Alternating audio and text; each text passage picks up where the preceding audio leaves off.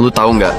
Dulu orang yang pertama kali membuktikan bahwa mesin uap bisa berjalan di darat bukan profesor jenius atau bangsawan kaya, tapi anak desa tambang yang dianggap bodoh sejak kecil. Namanya Richard Trevithick. Richard Trevithick lahir tahun 1771 di Cornwall, Inggris, daerah keras yang hidup dari tambang timah. Ayahnya adalah pengawas tambang, dan sejak kecil Trevithick sudah dikelilingi mesin uap, pompa air, dan suara besi panas. Tapi di sekolah, dia adalah kebalikannya.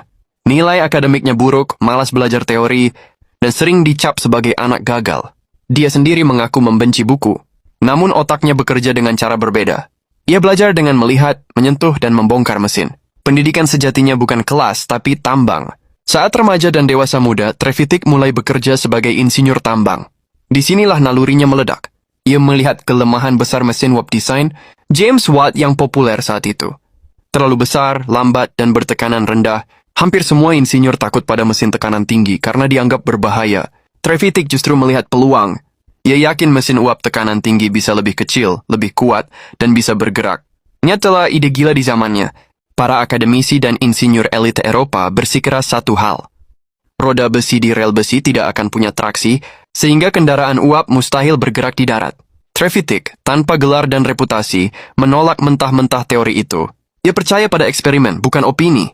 Tahun 1801, ia membuat kendaraan uap jalan raya pertama. Bernama Puffing Devil, mesin itu benar-benar bergerak sendiri. Membuat publik tercengang, tapi ia tidak berhenti. Puncaknya terjadi tahun 1804 di Penyidaren, ketika Trevithick membangun dan mengoperasikan lokomotif uap pertama di dunia yang menarik, gerbong berisi besi dan manusia. Ini bukan mainan. Ini bukti bahwa kereta uap adalah masa depan. Dunia baru saja berubah arah. Ironinya, kesuksesan itu tidak menguntungkan Trevithick.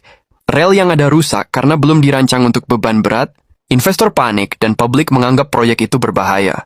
Trevithick bukan pebisnis.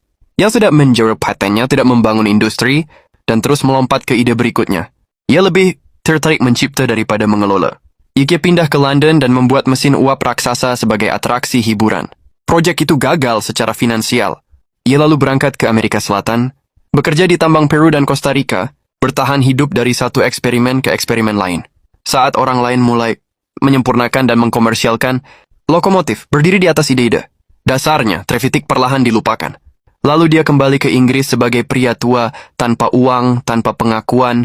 Revolusi industri melaju kencang, tapi penemu lokomotif pertama justru tertinggal. Tahun 1833, Richard Trevithick meninggal di Woolwich dalam ketidakmampuan total.